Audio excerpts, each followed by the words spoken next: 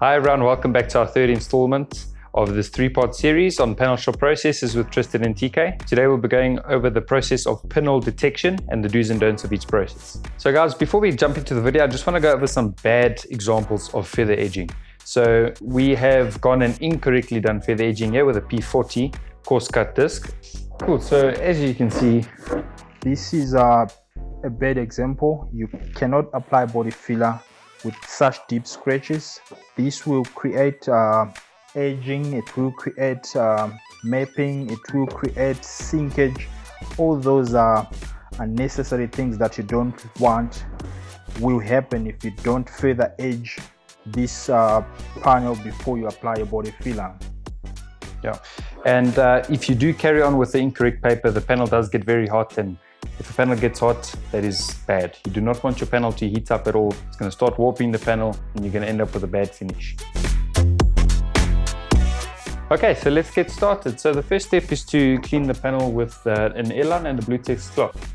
That's right, Tristan. So this will help highlight any pinholes or imperfections in your body filler.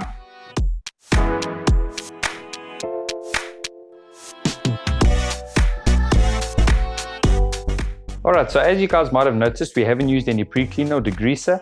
The reason being is the body filler needs to stay completely dry until primer has been applied on top of it. That's right, and keep in mind, body filler is like a sponge, so it tends to, as soon as you apply any water or any liquid, it tends to suck it up and then it stays wet underneath. So it may look like it will be dry on top, but that liquid or whatever you put will always stay underneath, and that may create problems like body filler peeling off or rusting or those kind of things that you don't want. Yeah, and you'll have to then start the whole process over again. If any pinholes occur, you can start applying the liquid putty and sand. We recommend sanding first with a P180 Abranet strip and then moving on to the 320 Abranet strip. Alright, so before you apply your liquid putty, make sure you thoroughly mix it using a press apply motion, and make sure you apply it very light and very gently on top of your body filler. Okay, cool. And make sure you fill all the pinholes and imperfections with the liquid putty. That's right. So as we start mixing it now, try to press it in. Press it in all the time. This just helps eliminate all the air pockets that may be created in the process of mixing. Yeah, we just need to make sure that the color is all the same and we mix all the hardener into the liquid putty. That's right. Once your putty is one color, as you can see, we don't see any pink lines from the hardener. It's all looking one color. We can then apply it on top of our body filler straight away. Press it lightly. Always move in one direction. Try not to go opposite directions. If you do go backwards on the direction, you'll be creating more air pockets and more pinholes for yourself, just making a lot of unnecessary drama. That's right. That's right. You can see it's starting to dry up. We need to finish off and let it dry. So once you have allowed it 20-minute drying time, you can then start shaping your body filler with a 180 and a P320. Just make sure to apply your dry coat so that you can see all the high spots and low spots. Okay guys, so now that we've waited for the flash off of the body filler, now we can start applying our dry coat and we can start shaping with the P180 Abranet strip. TK, if you just give me a hand there. Thank you, sir. Now guys, you don't want to apply it too much because the point of dry coat is to sand until the black powder is away. So if you apply too much, you're going to be taking too much stock away, and that's obviously not the point of the exercise. So just light coat and start flattening with a P180. We are using the Merkur electrical sander. You can also use a hand sanding block. So we also have wooden blocks that do work with the production paper.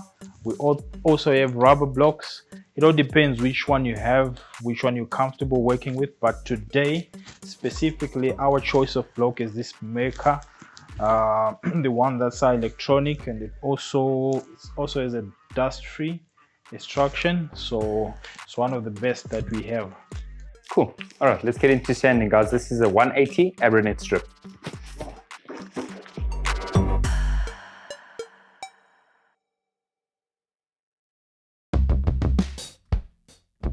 All right, so after we've sanded away the dry coat with a 180 Abranet strip, we can just clean it off, reapply the dry coat, and then we can sand it off with a 320.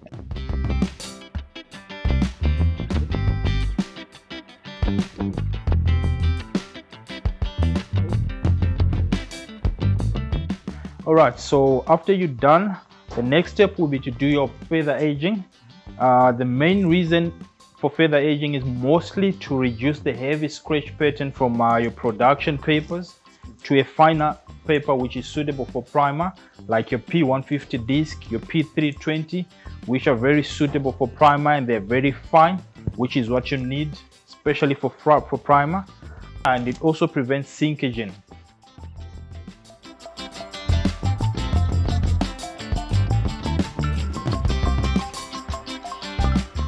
Alright, so there you have it guys, the do's and don'ts of the pinhole detection process. We hope you guys have enjoyed this new 3-part series, and we hope you guys have learned something as well. Stay tuned for next week when our colleague Austin will go through cutting safety. Guys, please remember to hit like and subscribe so you guys do not miss out on our next series. See you guys next week at 6.